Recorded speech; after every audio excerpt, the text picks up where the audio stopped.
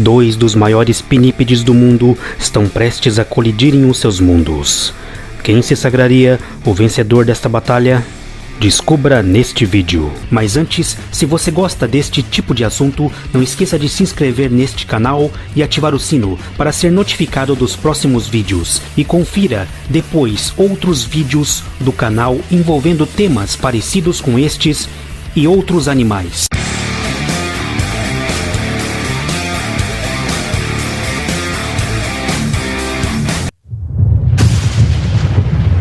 Situação do combate. A morsa é um grande mamífero marinho com uma distribuição descontínua em torno do Polo Norte, no Oceano Ártico e nos mares subárticos do Hemisfério Norte. Já os elefantes marinhos do Norte são encontrados nas águas costeiras do Oceano Pacífico, desde o Golfo do Alasca até a Baixa Califórnia. Ambos são pinípedes que habitam o Hemisfério Norte. Estaremos considerando dois machos para este duelo, que costumam ser maiores do que as fêmeas, principalmente no caso do elefante marinho. Teoricamente, se cruzarmos os mapas de distribuição, parece que por uma diferença muito pequena, eles não cruzariam seus territórios numa pequena faixa do Alasca. Ou será que já se cruzaram? Se sim ou não, iremos descobrir. Assim como quem se sagraria o vencedor deste encontro, vejamos neste vídeo.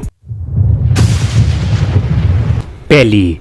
A espessura da camada de pele é descrita como notável em elefantes marinhos. Ela é reforçada na região do pescoço dos machos, onde costumam se degladiar e atacar. Ela é descrita a poder chegar a 5 centímetros de espessura. Ainda assim, os elefantes marinhos são protegidos do frio extremo mais por sua gordura do que pela pele. A pele tem que ser regenerada por vasos sanguíneos que atingem a gordura. A gordura pode representar quase 50% do peso de um macho adulto no início da época de filhotes e reprodução. Já a pele das morsas é extraordinariamente grossa e resistente, e tem sido comparada à do rinoceronte branco de lábios quadrados africanos em estrutura e topografia. Sua pele é altamente enrugada e grossa, descrita a atingir cerca de 4 centímetros nas regiões dos ombros e pescoço dos machos, porém complementadas por saliências arredondadas ou caroços, cerca de 1 centímetro mais grossos do que a pele circundante. Essas saliências podem ter de 5 a 8 centímetros de diâmetro.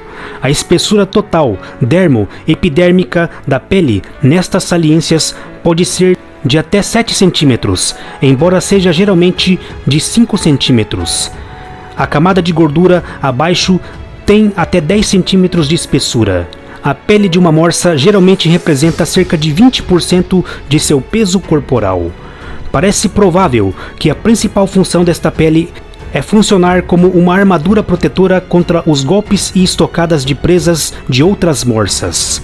Como podemos ver, embora o elefante marinho também esteja bem protegido, a morsa é mais destacável neste sentido, embora com grossuras comparáveis, algumas superações nas saliências e provavelmente na dureza, já que, como mencionado, tem sido comparada à pele de rinocerontes.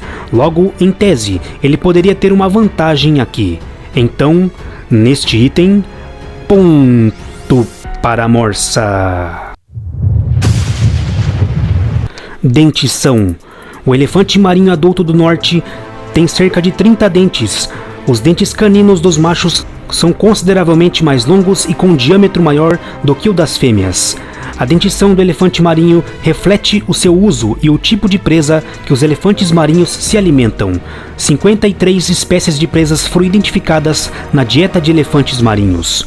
Lulas compreendem a maioria, juntamente com o verdinho do Pacífico, pequenos tubarões e arraias, e ocasionalmente crustáceos. Os dentes caninos são usados para agarrar a presa e empurrá-la para dentro ou para o fundo da boca, onde é engolida inteira. Os dentes pós-caninos têm função mínima e não são dentes estratégicos. Os dentes caninos em machos adultos são usados, mas não tão necessários para a dominância masculina na época de reprodução.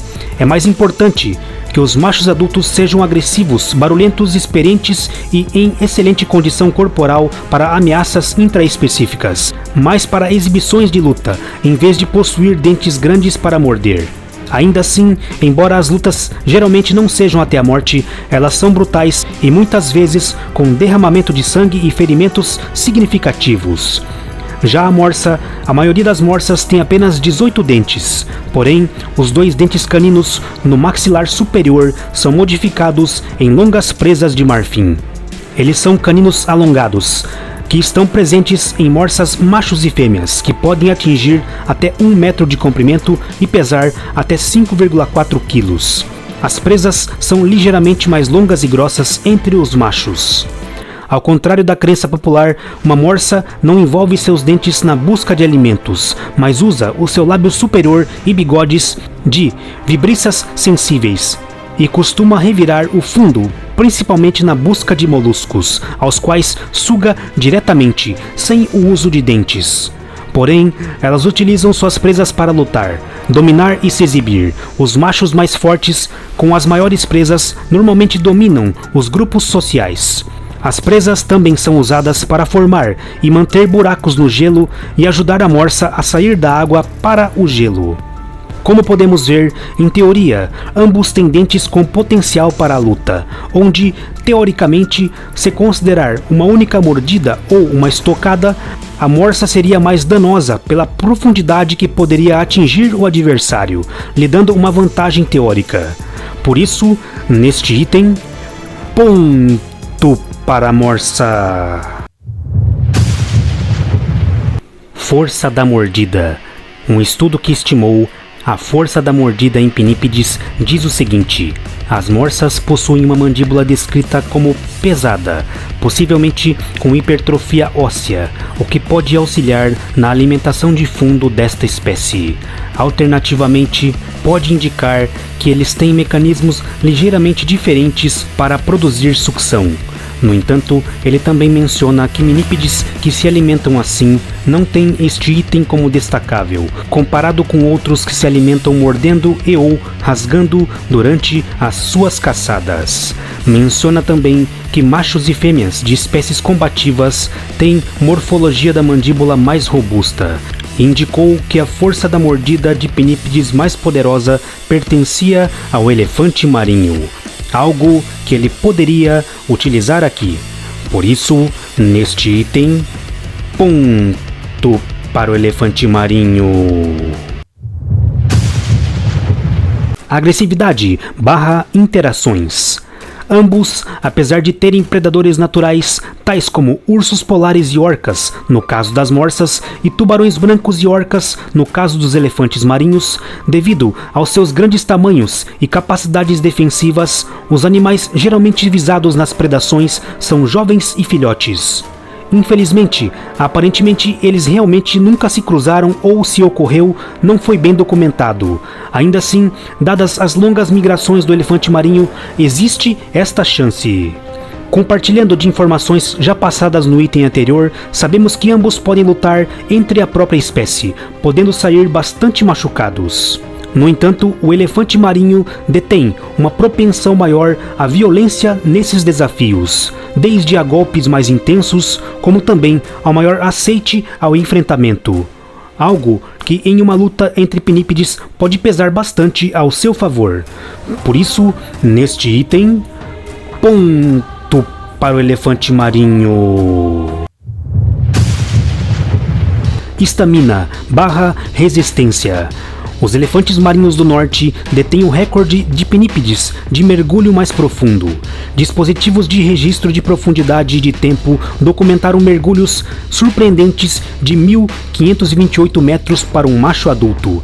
Eles também têm extrema capacidade de prender a respiração e foram registrados para mergulhar e ficarem submersos por até 77 minutos.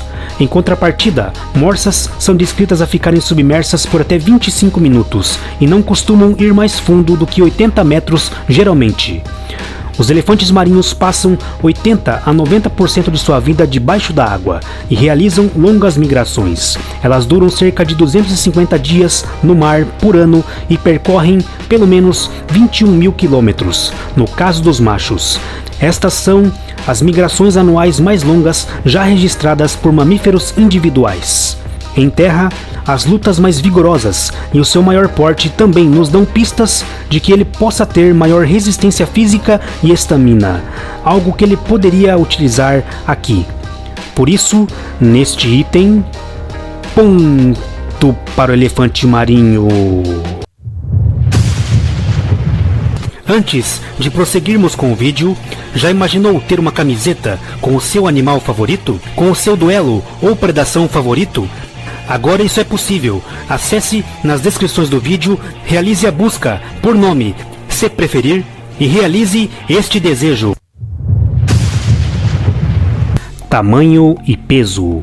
As morsas machos do Pacífico usualmente são descritas a poderem atingir até 1.500 kg de peso, valendo a observação para algumas fontes que entregam até 1.700 kg, com uma média estimada de 1.250 kg, e podendo chegar a 3,20 metros de comprimento, sendo considerada a terceira maior espécie de pinípede.